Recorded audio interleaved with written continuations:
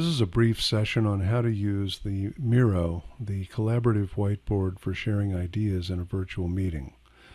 We'll use Miro for the two exercises in this workshop.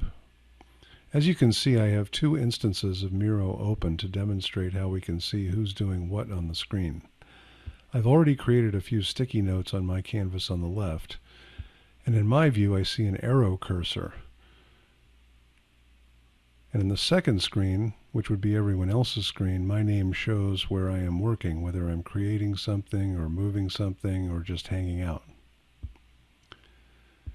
Now I'm going to create a sticky note that describes what you'll learn about sticky notes in this video.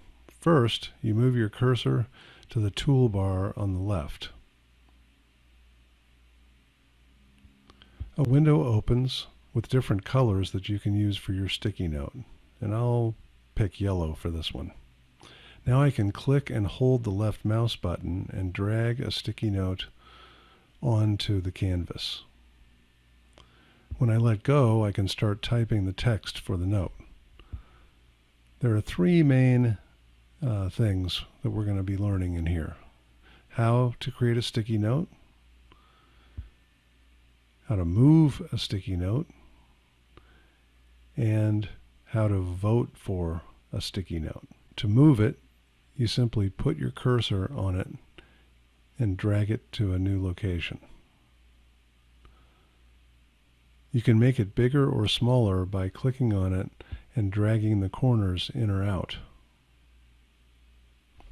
To move the entire canvas in your view, click on a blank area and hold the cursor while moving the canvas. To zoom in and out, you can use the mouse wheel or click the lower right-hand corner of the canvas where the zoom percent is displayed. A window opens that has the zoom in, zoom out, and fit to window tools. After we have organized the sticky notes into groups, we will vote on them. As the moderator, I'll set up a 10-minute voting session and each person will get 3 votes. When the time comes to vote, you simply click on the 3 sticky notes that you are most interested in and think that are important as we design our online events.